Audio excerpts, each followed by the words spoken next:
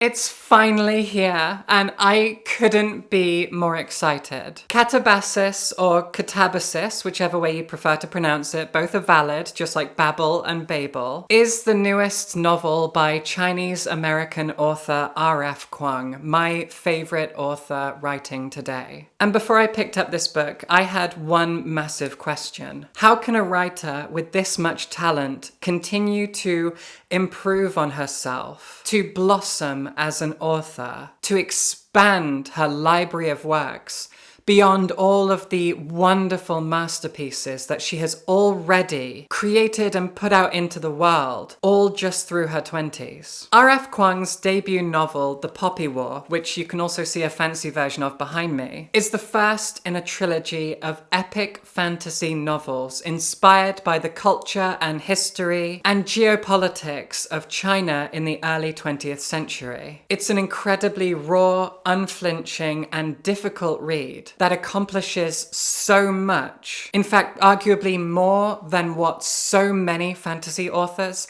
ever managed to accomplish in entire lifetimes of writing fantasy fiction. And she followed that up with what many still consider to be her masterpiece, her magnum opus, and I can't disagree. This is Babel, arguably the finest work of dark academia that we've had this century. An incredibly nuanced and critical look at the relationship between language, culture, colonialism, and academia. A book that is set at Oxford, where at the time Kuang was doing her master's degree, which explores the relationship between languages and cultures that were colonized by Western Europeans, namely the British. This is one of the single smartest and most thought-provoking novels you'll ever read in your entire life. And how do you follow up an epic fantasy trilogy and a masterpiece of dark academia? Well, you double down on your exploration of racism in the Western world, while also completely pivoting to a totally different genre. Under the name Rebecca F. Kuang, she released Yellowface, a very, very savvy and critical thriller that once again explores racism, but this time from the perspective of publishing, art, intellectual property, and plagiarism. Just like Babel, this is an incredibly smart and nuanced critique of racism, but instead of being within academia, it's within publishing. This almost sometimes reads like a satire of publishing, as well as our relationships to social media and broader internet discourse, and therefore with each other through the lens of those things. Yellowface, just like Babel, is a masterpiece. So what the hell comes next? Well, quite frankly, speaking just for myself, I wasn't expecting Catabasis. And I went into this book not knowing a lot. All I really knew about it was a one-sentence pitch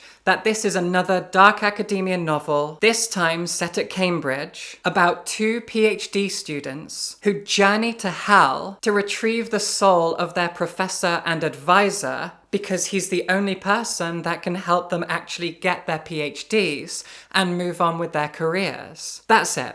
That's all I knew. And that was on purpose. I didn't want to know too much going into it. For example, I did not know that there is a romance between these two characters that go to hell together. I didn't have a clue. I didn't realize this is kind of a romantasy book. But what does a genre that I have criticized so strongly across so many videos on my channel at this point look like in the hands of my favorite author? Well, turns out it's something rather incredible. Just like Babel, Catabasis is set in an alternate history where magic is real. It is studied at university. It is used practically in day-to-day life. And one of the most interesting and entertaining things about this book is that any person who has ever written about what hell looks like and the experience of going through hell, whether it be through fiction or mythology or something else entirely, in the world of this novel, all of those people actually went to hell. That, of course, includes the 14th century Italian writer Dante Alighieri, the lovelorn character from Greek mythology Orpheus, and even the poet T.S. Eliot, who wrote The Waste Land. All of these people people in the world of Catabasis actually went to hell. And all of their accounts of hell are studied seriously by the characters in this book, who are, need I remind you, PhD students at Cambridge. Now, something I loved about this book right from page 1 is the fact that Kuang wastes no time at all at getting us going. Our protagonist is Chinese-American PhD student Alice Law, and in the first chapter of this novel, she draws a pentagram on the floor and heads off into hell to retrieve her professor. There is no lead up to this. We don't know anything about who Alice is, who her professor, Jacob Grimes, is. Everything we learn about these characters, their context, the world at large, their backgrounds, their histories, their personal relationships, it is all unveiled slowly throughout the novel. There are plenty of flashbacks, plenty of conversations, plenty of musings on everything that led to this point, and that means there are plenty of revelations as well. But Kuang really drip feeds that slowly throughout the course of this 500-page novel. At the beginning, she just wants us to get on with it. And so by the end of chapter 1, we're in hell. But as I said, Alice doesn't go alone.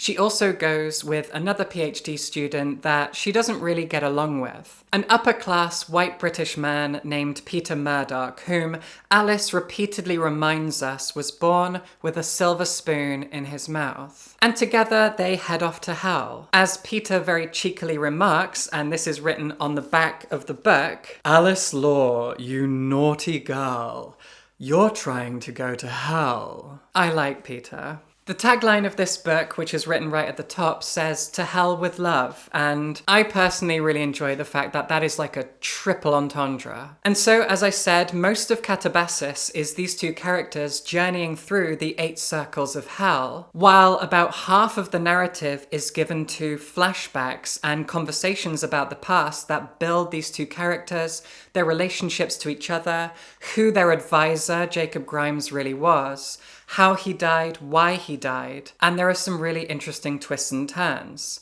In fact, very early in the novel, we are given a twist about how he died and why he died. And I'll tell you right now, I'm not going to spoil what that is, but I will spoil just the fact that it's not the only twist on his death. Beyond the halfway point, we learn 2 more things that reframe his death. Now, some people are so sensitive to spoilers that they don't even like knowing that there are twists coming. And all I have to say to people who are that sensitive is you really need to get a grip. But most of the people who complain about that stuff on my channel are men who watch my old manga videos. So I think I'm safe. Men are very sensitive about spoilers. Absolute snowflakes. Now, as I said, this is a romantic fantasy novel of a sort, but do not expect anything like the typical toxic spice stuff that I have criticized so heavily on this channel. I watched in an interview RF Kuang talking about the fact that this novel was not just influenced by the fact that she's currently doing a PhD of her own at Yale, and she thought it would be funny, the idea of 2 characters going to hell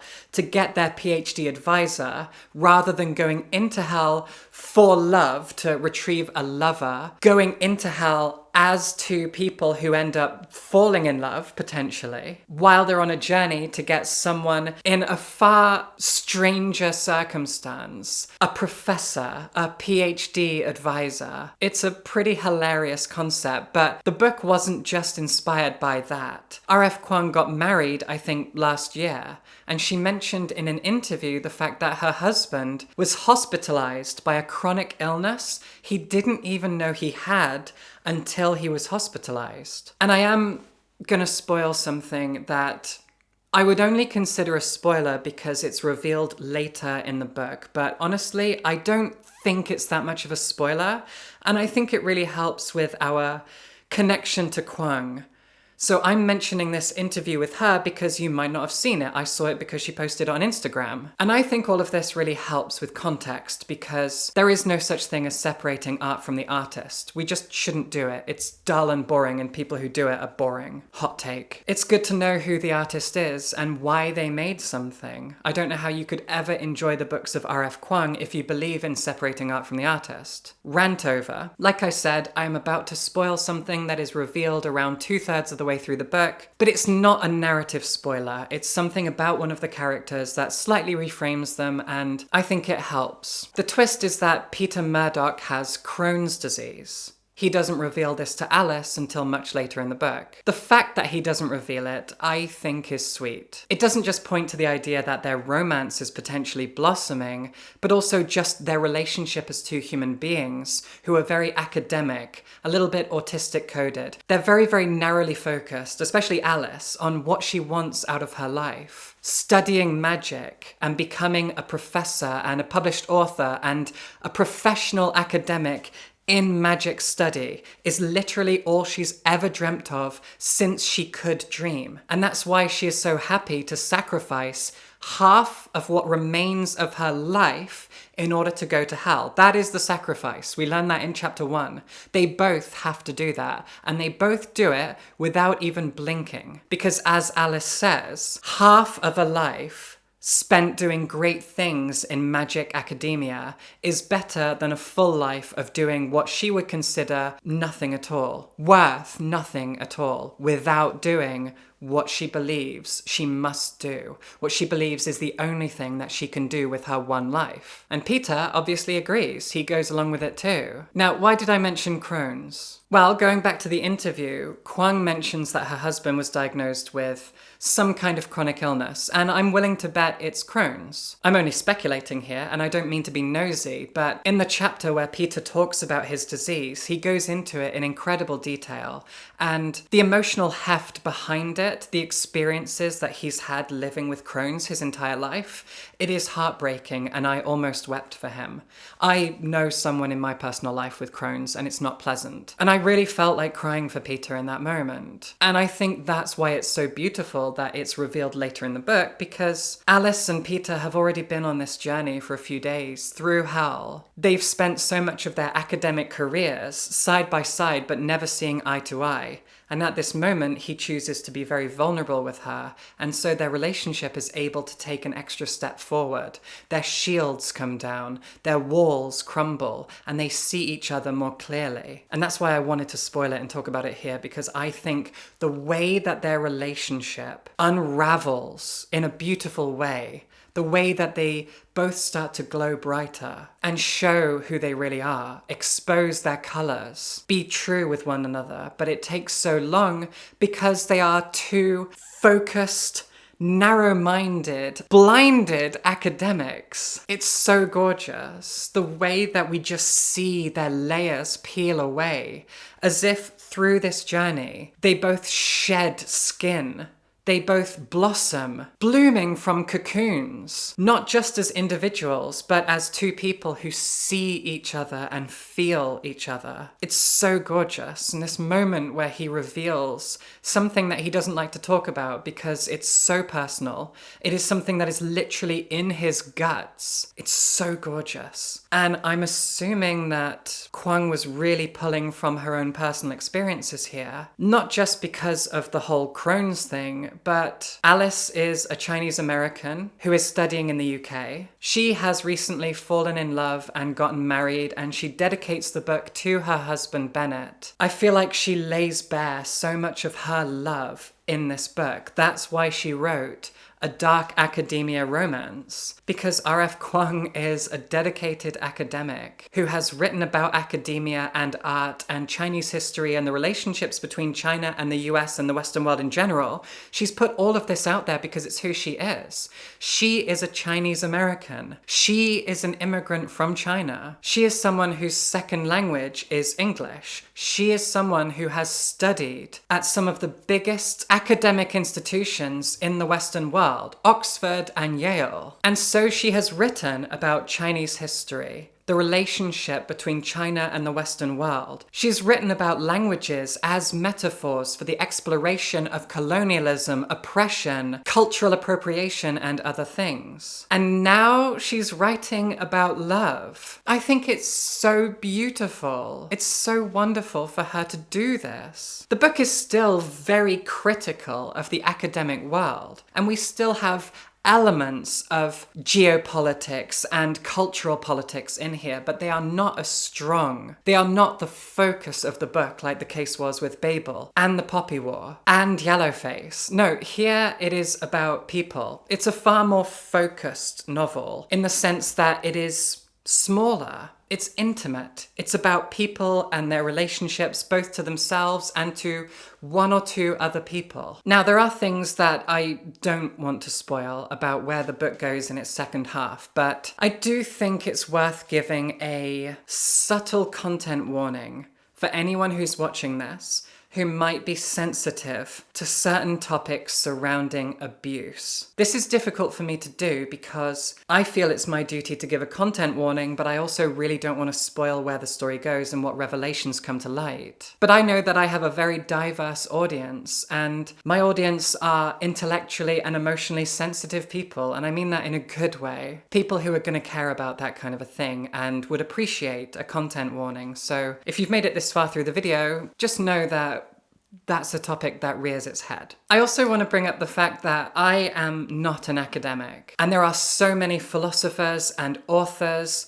linguists, mathematicians, great thinkers from all across different histories and cultures, real people who have really studied mathematics and languages, as well as different cultural religions, faiths, belief systems, etc. And all of those real people are wrapped up in the conversations that are had in this book, and it can feel kind of heavy. These characters are often debating with each other in a very academic tradition of agreeing and disagreeing, and debating certain philosophies and perspectives, and the conclusions that they draw, and whether or not those conclusions are moral, logical, or something else entirely. And I never got lost in the concepts. I never got lost in the general discussion, but I didn't have a background in so many of these things, and it really brought to light how much research RF Kuang did when putting this book together. Yeah, it's a love story. Yeah, it's a character-driven narrative, even more so than anything else she's ever written, I would argue. And it's very, very beautiful. But the academia, the intelligence, the research, the history, the cultural contexts, they're all there, and it's very, very impressive. But even here, when it comes to race and colonialism, there are little elements of it sprinkled in. She is always being critical and open about these things because so many of the people that she talks about are white Europeans, white British men quite often. And she criticizes that. She explores that. There's a character we meet in Hell. We meet several characters in Hell. Almost every circle has a character to meet. And these characters have things to say about a woman's place in academia, about the inclusion or exclusion of ways of thinking from places like the African continent and East Asia. It's fascinating. But unlike with Babel and Yellowface, it's just not the focus of the narrative. But Kuang will always include these things because she is passionately critical about them, and I wouldn't have it any other way. I'm so grateful to her for that. She's always getting me thinking, especially as an ex-teacher, about the kinds of things we teach when it comes to race, when it comes to language, when it comes to gender and sexuality, etc., etc. I'm thinking all the time about perspectives through the eyes of academia and what our institutions choose to teach, or even more loudly, what they avoid teaching, depending on the subject, depending on the department, depending on the country, etc. It's really interesting stuff, and Kuang never lets it slide. She always wants to bring that into the discussion. But once again, this is a love story, and it is a story of personal growth and development, and it's a story that reframes its own narrative several times with some really important twists and turns. And I personally don't think twists make a good narrative. A narrative does not have to have a big plot twist, but there are twists in this book, and they do help us to dig deeper into these characters. And the days and weeks leading up to these events of them ending up voluntarily sacrificing half of their lifespans to go to hell to retrieve their professor.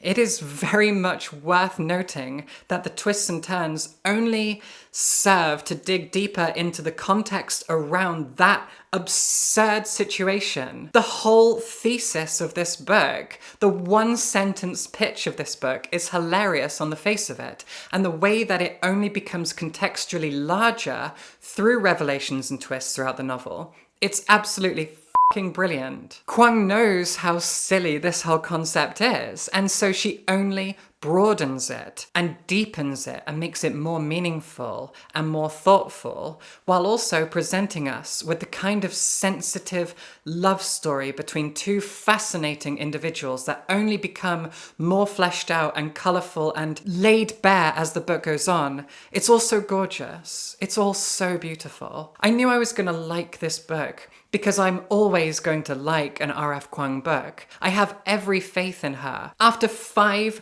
masterpiece novels, an epic fantasy trilogy, a critical dark academia, and the most unique thriller I've ever read, there was no way that she could ever do anything less than impress me. But Catabasis has still impressed me, because that's what she does. That's always what she does. I can't imagine what is next. I can't imagine where she goes from here, but I thought that after Yellowface. Because she chose a different name for Yellowface, because it's not fantasy, it's thriller, and that is part of the tradition of publishing, I wondered if Rebecca F. Kuang would write a new book. But no, we got another RF Kuang book, and it's another dark academia, but it's also her first time really digging into the concept of romance and what love means.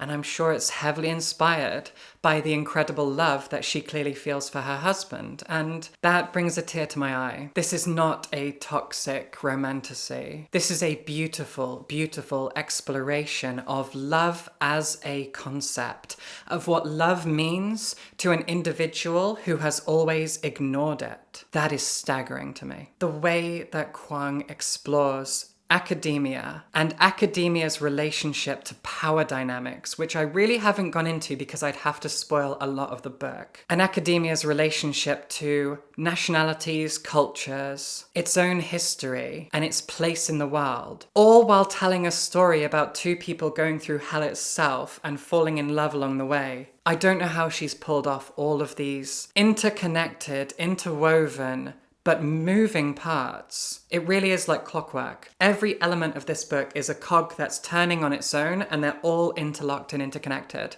And she pulls it off and makes it seem like it's just a very clever, wandering adventure with love at its heart. But there's always more. There's always more to explore, more to think about. I've only read Babel once. Need to read it again. And Yellowface. And soon enough, Catabasis. She is a staggering mind. She never ever disappoints. Catabasis is another masterpiece by RF Kuang. I'm so impressed. I am so enamored. And I really urge you to pick it up. This was my most anticipated book of the year, and it might end up being my favorite book of the year. That's a lovely place to be. Now, if you enjoyed this video, this analysis, this review, you can support me on Patreon. I love doing what I do. I'm really good at it, and I can only do it with the love and support that I get from my patrons. So supporting me on Patreon means you get way more videos like this, where I get to talk with what I hope is nuance and passion about my favorite books, about important books that actually have something so important to say, but which are also moving pieces of art. If you appreciate that, please consider supporting me on Patreon. There are lots of benefits and a wonderful Discord community. So go check that out. You can also buy my book. There are links in the description, and subscribe for books.